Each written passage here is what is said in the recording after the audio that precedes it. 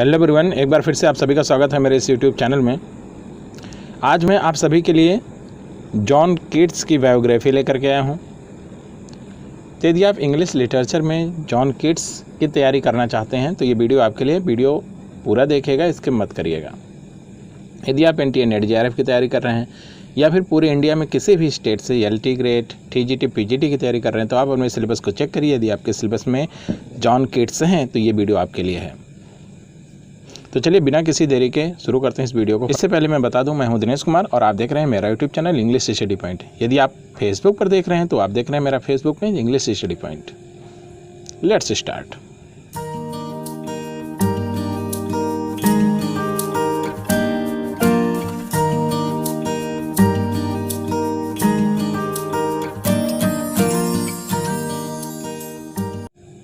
तो शुरू में ही मैं बता दूं कि आप यहाँ पर मेरी 2 वेबसाइट्स देख रहे होंगे।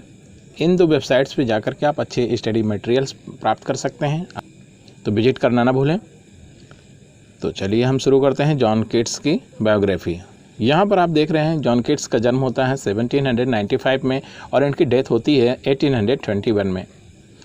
तो इसको नोट कर लीजिए आप। जहाँ भी आपको इम्पॉर्टेंट पॉइंट लगे आप वीडियो को पास करके स्क्रीनशॉट ले लीजिए, या चलती वीडियो में स्क्रीनशॉट लेना ना भूलें। उसको रखिए और उसको स्टडी करिए।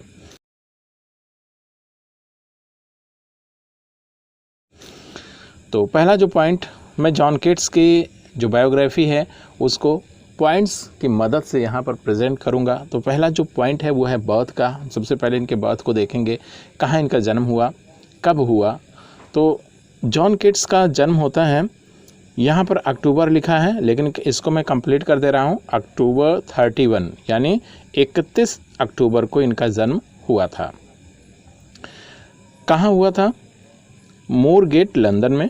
मूरगेट में इनका जन्म हुआ जो कि लंदन में है, और ये 1795 में इनका जन्म हुआ। तो ये पॉइंट क्लियर हो गया होगा। आगे बढ़ते हैं। His parents marked his birthday on 29 अक्टूबर। यहाँ आप ध्यान दीजिए, अक्टूबर के 29 को यानी 29 अक्टूबर को इनके माता पिता के अनुसार इनका बर्थडे पड़ता है। लेकिन बैप्टिज्मा जब इनका हुआ, ईसाई धर्म के अनुसार इनका नामकरण संस्कार हुआ, तो उसके रिकॉर्ड में इनका बर्थडे 31 अक्टूबर माना जाता है, यानी अक्टूबर 31। जैसे कि मैंने आपको यहाँ सबसे पहले बताया, तो यही इनके रिकॉर्ड में है। कहीं भी आप इनके बर्थडे का जिक्र पाएंगे तो यही देखा जाता है 31 अक्टूबर।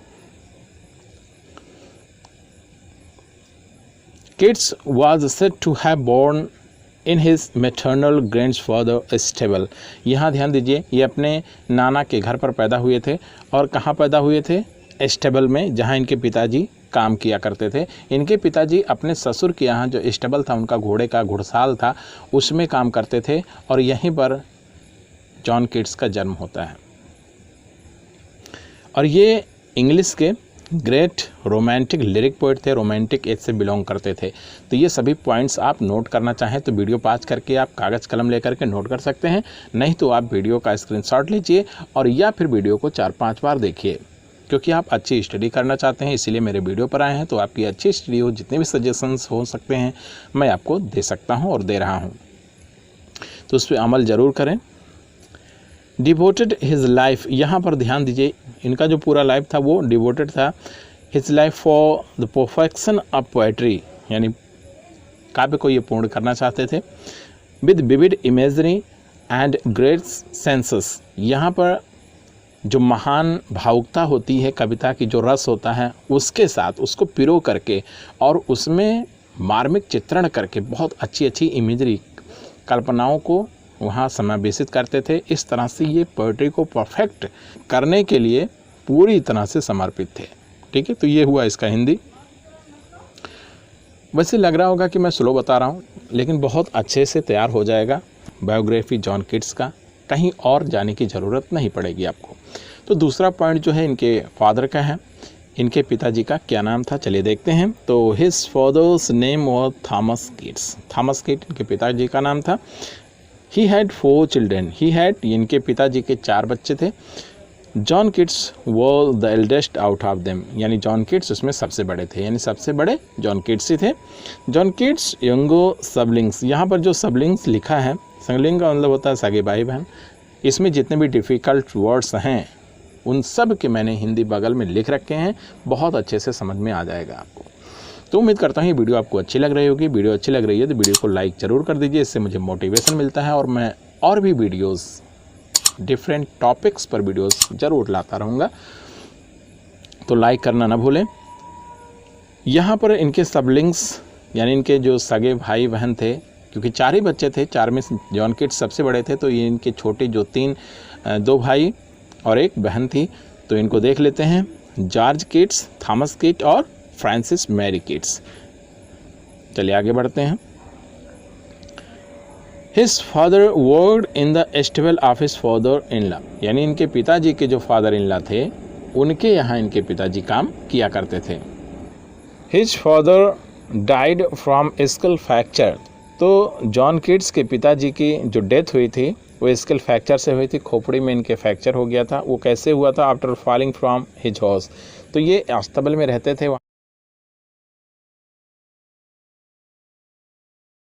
वहाँ पर घोड़ों की देखभाल करते करते सवारी भी किया करते थे, लेकिन अचानक एक दिन ऐसा हुआ कि वो घोड़े से गिर गए और इनकी खोपड़ी में फ्रैक्चर हो गया और इनकी डेथ हो गई।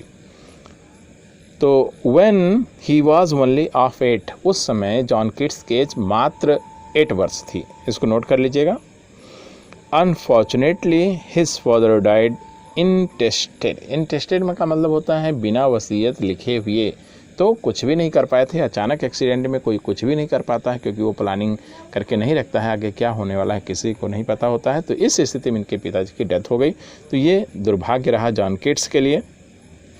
अगला पॉइंट है जो है वो मदर का है, तो हम इनके माता जी के बारे में कुछ जानकारी प्राप्त करेंगे। यहाँ पर his mother's name was Frances Jennings. यहाँ पर फ्रांसिस जेनिंग्स जो लिखा हुआ है ये इनके फादर का सब टाइटल है।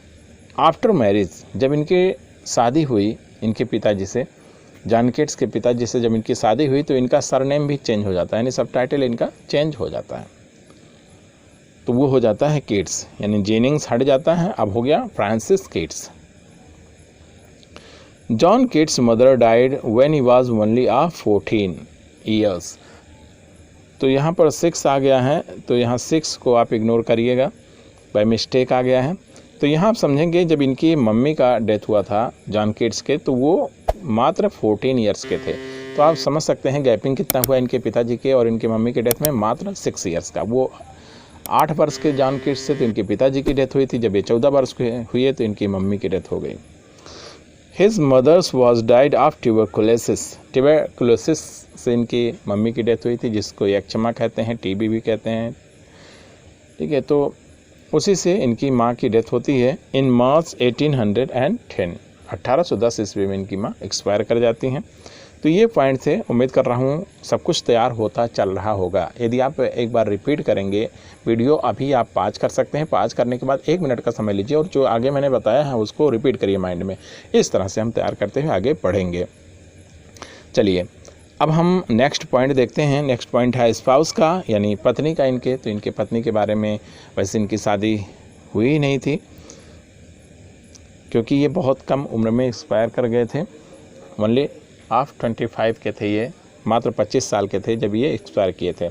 John Keats fell in love deeply with French girl Fanny Brawne. ये नेम आप नोट करिएगा, फैनी ब्राउन इनके लाइफ से जुड़ा हुआ बहुत ही महत्वपूर्ण नाम है, जो फ्रांस की थी, और ये एक दूसरे से लव भी करते थे। But met with sorrow and dejection. लेकिन होता क्या है, अंत में ये रिलेशन बहुत सक्सेसफुल नहीं होता है, तो काफ़ी डिजेक्शन और स्वारो मिलता है जॉन किट्स को फैनी ब्राउन की तरफ से।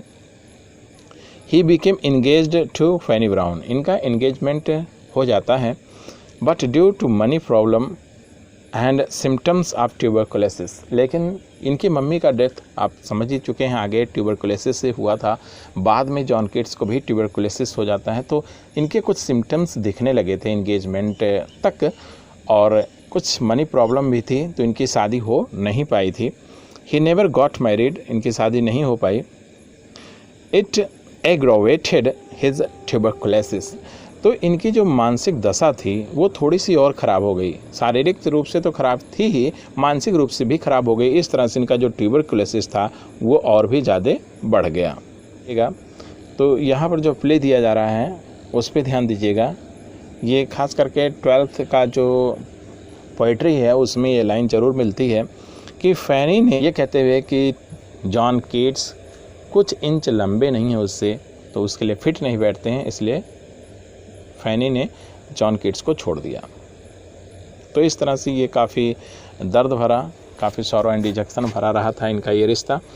आगे बढ़ते हैं, इनके एजुकेशन को देखते हैं। ये बहुत महत्वपूर्ण टॉपिक है। The first time he was sent to local dame school. Local dame school में सबसे पहले इनको एडमिट किया गया। तो इनकी जो पहली शिक्षा थी ये डैम स्कूल से ही प्राप्त हुई। इस पर आप ध्यान दीजिएगा, फोकस करिए। His parents wish to send their sons to Eton और harrow.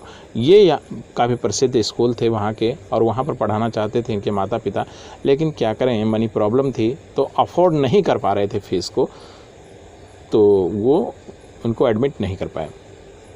When he was at grandparents' home in Edmonton, तो एडमंटन में इनके नाना जी का घर था, वहाँ पर ये चले जाते हैं। मनी प्रॉब्लम थी और पिताजी जल्दी एक्सपायर कर गए थे, तो आप समझ सकते हैं इस तरह से सब कुछ इनके नाना नानी ही देखा करते थे। He was sent to John Clarke's school. ये आप ध्यान दीजिएगा, ये जॉन क्लर्क्स स्कूल में भेजे गए इन एनफील्ड, जो एनफील्ड में पढ़ता है। When he was at Clark School, he developed interest। यहीं से देखिए इनकी रुचि जो है वो बदल जाती है, इनकी दिशा बदल जाती है इन क्लासिक्स एंड हिस्ट्री। तो क्लासिक और हिस्ट्री में इनका काफ़ी ज़्यादा इंटरेस्ट बढ़ गया। The interest was with him through out his life. और ऐसा इंटरेस्ट बना कि पूरी ज़िंदगी जब तक ये एक्सपायर नहीं हो गए तब तक इनके मन के अंदर वैसे ही बनी रही। तो काफ़ी नोटेबल पॉइंट था, आप ज़रूर नोट करिएगा।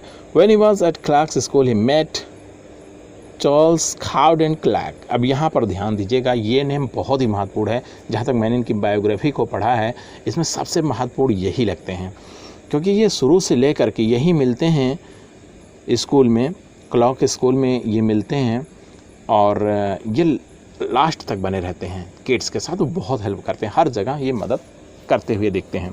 तो इस नेम को ज़रूर याद रखिएगा। द हेड मास्टर सन, और ये जो काउडेन क्लैर्क थे ये कौन थे? हेड मास्टर थे जो क्लॉक स्कूल के, उन्हीं के बेटे थे। Clock was his mentor and friend. तो इस तरह से आप देखिए यहाँ पर बता दिया गया इम्पोर्टेंस, वैल्यू क्या था इनका किड्स की लाइफ में, जबकि ये बहुत कम उम्र के थे जब वो क्लॉक स्कूल में थे। उसी समय जॉन किड्स इनको मेंटर माना करते थे और फ्रेंड की तरह से बिहेव करते थे। मेंटर परामर्शदाता, आप देख ही रहे हैं, हिंदी लिखा हुआ है सबका। ही इंट्रोड्यूस जॉन किड्स टू टासो, और इन्होंने ही, यानी क्लार्क ने ही टासो से इनकी मुलाकात करवाई, स्पेंसर से मुलाकात करवाई, और चैपमैन्स ट्रांसलेशंस एंड रेनेसा लिटरेचर से भी परिचित करवाया जॉन किड्स को। तो बहुत ही क्रूशियल रोल था इनका। आगे बढ़ते हैं। John Keats began to focus on reading and study. तो यहाँ पर अब जब इनकी दिशा बदल गई तो ये फोकस करने लगे रीडिंग और स्टडी पर। John Keats parent were died when he was only under 14। तो इस तरह से आप समझ सकते हैं, 14 पे इनकी माँ और 8 वर्ष पे इनके पिताजी एक्सपायर कर गए थे। His maternal grandmother brought him up under the guardians Richard Abbey and John Rowland Sandell. तो ये दोनों थे, ये गार्जियन थे, इनकी नानी ने गार्जियन के रूप में इन दोनों को रखा था और इन्हीं की देखभाल में ये पले बढ़े। आगे देखते हैं। He studied medicine in hospital in London and apprenticed with an apothecary। तो यहाँ पर आप ध्यान दीजिएगा, ये एक रसायन यानी दवा बेचने वाले जो कि सर्जन का काम भी करते थे, इनके साथ अप्रेंटिस किए मेडिकल का, और हॉस्पिटल में भी ये मेडिसिन की पढ़ाई किए। थॉमस हमोंड नाम था उस डॉक्टर का जिसके साथ ये अप्रेंटिस किए। आगे देखते हैं। थॉमस हमोंड जो थे वॉज हिज नेबर, इनके पड़ोसी थे, and the doctor of the ginning family. और जेनिंग फैमिली जो इनके नाना नानी थे, इनके फैमिली के ये डॉक्टर थे, फैमिली डॉक्टर थे। Although he became a licensed apothecary. तो ये बाद में जो है लाइसेंस इनको मिल जाता है, या फिर दवा बेचने का इनको भी लाइसेंस मिल जाता है जॉन किड्स को। But he never apprenticed medicine. His friend and mentor Cowden Clarke described this period. इसके बारे में काउडेन क्लर्क ने लिखा है, the most pleasant time in Keats life. देखिए इसका हिंदी मीनिंग मैं ऊपर लिख रखा हूँ, तो काफ़ी सौम्य समय था इनका उस समय। After completing his apprentice with Hammond he began studying at Guy's hospital. तो ये गाइज हॉस्पिटल में भी गए पढ़ाई करने के लिए, आगे डॉक्टरी की पढ़ाई करने के लिए। Now it comes under Kings college London. अब ये जो है गाइज हॉस्पिटल, ये किंग्स कॉलेज लंदन के अंतर्गत आता है, इसके अंडर आ गया है। He was a dresser. अब यहाँ पर देखिए ड्रेसर का मतलब होता है मरहम पट्टी करने वाला, तो यहाँ पर ये ड्रेसर का काम किए। At the hospital assisting surgeons during operation. तो जब सर्जन्स ऑपरेशन किया करते थे तो इसमें उनकी मदद किया करते थे। Medicine field economically helped him. इनको पैसे तो दिया, आर्थिक रूप से जो खर्चा था वो चलाया। So Keats had desire to become a doctor. इस तरह से इनकी रुचि भी जग गई, क्योंकि पैसा आने लगा था घर में, तो ये डॉक्टर बनने की सोचने लगे। Later he felt that he was ambivalent. Ambivalent का मतलब होता है दो गुणों को रखने वाला और असमंजस में हो कि वो किस गुण को ज़्यादा पसंद करता है, यानी वो किस तरफ जाए, जबकि दोनों में वो एक्सीलेंट है। तो ऐसे में वो दुविधा में थे, दो गुणों को धारण करने वाले थे, यानी डॉक्टरी का भी और पोएटिक टैलेंट भी था इनके अंदर। About his medical career with start, इनको फीका लगने लगा था। Although he continuously worked at Guy's Hospital, but he was gave more and more time to study literature and verse. लेकिन ये हालांकि काम तो करते थे, गाइस हॉस्पिटल में काफ़ी समय तक काम किए, लेकिन बाद में क्या होता है कि ये लिटरेचर और वर्स पे ज़्यादा ध्यान देते हैं और वहाँ पर काफ़ी स्टडी करते हैं इसकी। नेक्स्ट पॉइंट है कैरियर एंड ऑक्यूपेशन का। Keats sense of the power and romance of literature begin as Clarke's encouraged him to turn his energy and curiosity। अब यहाँ देख रहे हैं कि इनकी जो क्यूरियोसिटी थी, वो पोएटिक टैलेंट इनका जो था वो काफ़ी क्यूरियस कर रखा था इनको, और काफ़ी इनकरेज्ड भी हुए ये। एज क्लॉक ने काफ़ी मदद की इनकी। तो इस तरह से जो रोमांस ऑफ लिटरेचर था, इन सब ने मिलकर के इनको काफ़ी इनकरेज किया, और इनका जो अंदर का टैलेंट था वो भी इनको काफ़ी क्यूरियस बनाए रखा। आगे देखते हैं। John Keats wrote his first poem an imitation of Spenser. अब इसको देखिएगा, बहुत इंपॉर्टेंट है। एन इमिटेशन ऑफ स्पेंसर, ये इनका फर्स्ट पोएम था जो कि पब्लिश हुआ 1814 में, इसको नोट करिएगा। When he was only of 19, जब ये मात्र 19 साल के थे तभी ये इसको लिखे थे। He published his sonnet on solitude in May 1816 में, और उसके 2 साल बाद 1816 में ये अपने सोनेट को जो जिसका नाम ऑन सॉलिट्यूड है उसको पब्लिश किए 1816 में, और ये एक मैगज़ीन में पब्लिश हुआ था, इसको ध्यान दीजिएगा, और उस मैगज़ीन का नाम था द एग्जामिनर। ठीक है, तो इसमें पब्लिश किए ऑन सॉलिट्यूड को 1816 में। हिज फ्रेंड एंड मेंटर, कौन है फ्रेंड एंड मेंटर, तो आप समझ सके काउडेन है।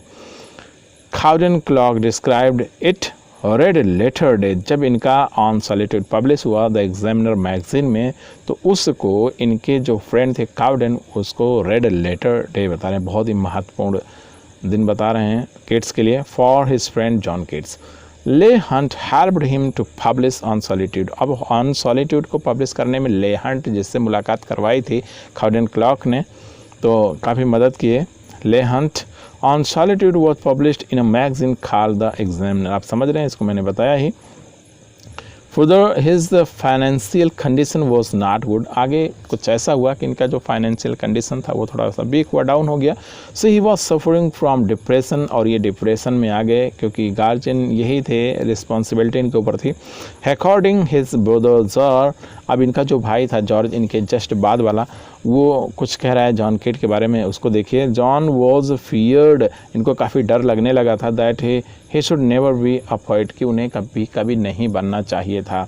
And if he was failed, और ऐसा भी कहते थे जॉन किड्स की यदि वो फेल हो जाते हैं तो ही वुड डिस्ट्रॉय हिमसेल्फ, तो अपने आप को तबाह कर लेंगे, अर्थात सुसाइड कर लेंगे। ऐसा भी कहा था उन्होंने कि यदि वो सफल पोइट नहीं बन पाए तो, क्योंकि उन्होंने अपना फील्ड चेंज कर दिया था, मेडिकल लाइन से लिटरेचर में आ गए थे। Cowden Clarke introduced Keats to Leigh Hunt. ये तो आपको बताया है कि ले हंट से इनका परिचय काउडन क्लॉक ने ही करवाया था। A close friend of Byron, और जो ले हंट थे वो क्लोज फ्रेंड थे बायरन के और शैली के। तो शैली से भी और बायरन से भी इन सबसे मुलाकात काउडन क्लॉक ने करवाया। His poem I stood tip top and sleep and poetry was influenced by ले हंट। तो ले हंट का भी काफ़ी इन्फ्लुएंस रहा था, काफ़ी इम्पैक्ट रहा था जॉन कीट्स के ऊपर। आप देख ही रहे हैं, सब कुछ दिख रहा होगा आपको। John Keats met William Hazlitt. अब जॉन कीट्स जो हैं वो विलियम हैजलिट से भी मिलते हैं, काफ़ी इम्पॉर्टेंट पॉइंट है। A powerful literary figure of the day, उस समय काफ़ी पावरफुल ये फिगर थे लिटरेचर से related. Keats was regularly meeting William Hazlitt, और ये जॉन कीट्स लगातार विलियम हैजलिट से मिलते रहे, तो काफ़ी अच्छा इम्प्रेशन पड़ा उनका। It was turning point for कीट, तो ये जो है जॉन कीट्स के लिए टर्निंग पॉइंट बन गया। John Keats publish his first volume of poetry in 1817। John Keats ने अपना जो प्रथम पोएट्री का वॉल्यूम था उसको 1817 में पब्लिश किया, और 1818 ईस्वी में his brother Tom Keats died. देखिए ट्रेजिडी जाने का नाम नहीं ले रही है, एक एक करके सभी लोग की डेथ हो रही है। अब इनका जो भाई था वो टॉम कीट्स, उसकी डेथ होती है 1818 में। After that he moved to Hampstead Heath, इसके बाद ये हैम्पस्टेड हीथ चले जाते हैं। He lived in the house of Charles Brown, यहाँ पर ये चार्ल्स ब्राउन के घर में रहते हैं। There lived a lady named Mrs Brawne, यहाँ पर देखिए एक लेडी रहती हैं Mrs Brawne. Her 16 years old daughter Fanny. अब फैनी आप समझ गए हैं फैनी कौन थी, फैनी ब्राउन थी जो मिसेस ब्राउन की लड़की थी, उसकी एज 16 years थी। And John Keats fail in love with each other, तो यहीं पर इनकी मुलाकात होती है दोनों की, फैनी ब्राउन और जॉन कीट्स की, चार्ल्स ब्राउन के घर में, वहीं रहते थे दोनों लोग कमरा लेकर के। His poem Endymion published in 1818 में, और इनका जो पोएम है एंडीमियन वो पब्लिश होता है 1818 में। This year 1818 was most productive year for John Keats. इस पॉइंट को जरूर नोट करिएगा, ये पूछा जाता है अक्सर कि इनका जो सबसे ज़्यादा प्रोडक्टिव ईयर कौन सा था, तो इनका सबसे ज़्यादा प्रोडक्टिव ईयर था 1818 यानी 1818। It is called his annus mirabilis, इसको ध्यान दीजिएगा, इस ईयर को यानी 1818 को एनस मिराबिलस भी कहा जाता है। इसका मतलब होता है आ रिमार्केबल और ऑस्पिशियस ईयर, यानी काफ़ी शुभ वर्ष या फिर अद्भुत वर्ष जिसमें किसी के लिए चमत्कार ही चमत्कार हो, यानी सब शुभ समाचार मिले, तो उसको एनस मिराबिलस कहते हैं। तो 1818 को इनका एनस मिराबिलस कहा जाता है। As he wrote most of his important poems and published in 1818 such as, इसमें बहुत महत्वपूर्ण इनकी पोएम्स थी जिनको इन्होंने पब्लिश किया 1818 में। चलिए देखते हैं उनमें से कुछ। तो the eve of Saint Agnes, लबलडम सेंस मर्सी, to melancholy, to a nightingale, to Psyche, to a Grecian urn, इनमें से बहुत महत्वपूर्ण हैं जो 1818 में आई। आगे देखते हैं। Endymion was is first long poem, Endymion पे ध्यान दीजिएगा, सबसे पहले इनकी लॉन्ग पोएम थी। The poem starts with famous line, और ये लाइन किस लाइन से शुरू होती है, बहुत इंपॉर्टेंट है, ये अक्सर पूछा जाता है, ये लाइन आपको ज़रूर याद रखनी चाहिए। A thing of beauty is a joy for ever, तो बहुत इंपॉर्टेंट लाइन है जो आई है एंडीमियन से। दोस्तों इन सभी जितनी भी लाइनें हैं इसको हिंदी में अनुवाद के साथ यदि आप पढ़ना चाहते हैं तो आप यहाँ पर देखिए कोने में आपको लिंक मिल जाएगा, आई के बटन में क्लिक करके आप मेरे वेब पेज पर पहुँच सकते हैं जहाँ मैंने इसका अनुवाद हिंदी में लिख रखा है, बहुत अच्छे से समझ में आएगा, तो विजिट करना ना भूलें। ऐसे ही तमाम जितने भी इंग्लिश के चैप्टर्स हैं उनकी हिंदी और इंग्लिश दोनों मैंने लिख रखी है आपकी मदद के लिए, आपकी हेल्प के लिए, तो आप ज़रूर साइट को विजिट करिए। Poem is based on Greek myth, अब ये जो पोएम है एंडीमियन ये ग्रीक मिथ पर है आधारित है। एंडीमियन वॉज सेफर्ड बॉय, और ये जो एंडीमियन है ये एक गडरिया का लड़का रहता है। Loved by the moon goddess Selene, जो कि मून गॉडेस हैं, चांद की देवी हैं, सेलेन जिनका नाम है, उसी के बारे में, इन दोनों के बारे में कहानी है। Endymion is written in heroic couplets, तो एंडीमियन का देख लीजिए हेरोइक कपलेट में लिखा हुआ है, इंपॉर्टेंट पॉइंट है, जरूर नोट करिएगा। John Keats called this poem a test, a trial of his powers of imagination and his invention. अब यहाँ पर ध्यान दीजिएगा, John Keats call this poem, इस पोएम के एंडीमियन को क्या कहते हैं अपनी तरफ से? अ टेस्ट, एक टेस्ट था, अ ट्रायल, मैंने ट्रायल किया था, of his powers of imagination, यानी जो इमेजिनेशन का पावर है उसका ट्रायल किया था एंडीमियन में मैंने, और टेस्ट किया था, एंड हिज इन्वेंशंस, और मैंने एक इन्वेंशन किया था, एक आविष्कार किया था, सब कुछ नया, और वो सक्सेसफुल रहा था। Endymion was dedicated to Thomas Chatterton. अब यहाँ ध्यान दीजिएगा, ये किसको डेडिकेटेड था? तो ये डेडिकेटेड था थॉमस चैटर्टन को। इन 1820, 1820 आ गया, देखते देखते John Keats began to feel ill of consumption. 1820 तक इनको लगने लगा था कि इनको कंजम्पशन हो गया है, इनको क्षय रोग, ट्यूबरकुलोसिस हो चुका है, लक्षण दिखने लगे थे। Due to his consumption he was unable to complete his future goals. ये कुछ फ्यूचर गोल्स भी बना करके रखे रहे होंगे, तो इनकी तबीयत न ठीक रहने की वजह से इनके सारे गोल्स वैसे धरे के धरे रह जाते हैं। He went Italy to his treatment, इसके बाद ये इटली चले जाते हैं अपने ट्रीटमेंट के लिए। He return from there and went to Rome, वहाँ से लौटने के बाद ये रोम चले जाते हैं। His tuberculosis was in its last stage, उस समय इनका जो ट्यूबरकुलोसिस था वो लास्ट स्टेज में पहुँच चुका था। सो ही डाइड ऑन February 23, इस तरह से ये 23 फरवरी को एक्सपायर हो जाते हैं 1821 को, यानी 23 फरवरी 1821 को इनकी डेथ हो जाती है। When he was only of 25, उसमें इनकी उम्र मात्र 25 वर्ष की रहती है। तो इस तरह से काफ़ी देखिए ट्रैजिक स्टोरी है इनकी लाइफ की। He was buried in the Protestant cemetery in Rome, तो इनको रोम के प्रोटेस्ट सीमेंट्री में इनको बरीड कर दिया जाता है। John Keats requested before he death, ये देखिए लाइन, ये अपने दफन से पहले जब इनको लगा था इनकी तबीयत खराब है, अब इनकी डेथ होने वाली है, तो कुछ समय पहले ये सबको बोल दिए थे, लिख दिए थे। हियर लाइज, क्या बोले थे कि ऑन हिज टॉम्बस्टोन, जो इनकी समाधि होती है, समाधि के आसपास या बगल में या वहीं एक पत्थर लगता है जिस पे लिखा रहता है ये कौन थे, यानी जो डेड बॉडी रहती है उसके बारे में थोड़ा सा इंट्रोडक्शन रहता है।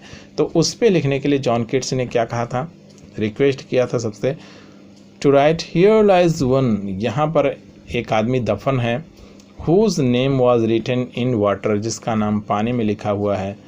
तो बस इतना सा परिचय है, मेरा नाम, और कुछ भी लिखने की और ज़रूरत नहीं है, बस इतना सा परिचय लिख देना। अब पीरियड देखते हैं, तो ये आपके रोमांटिक पीरियड से बिलोंग करते हैं, रोमांटिक मूवमेंट से ये बिलोंग करते थे।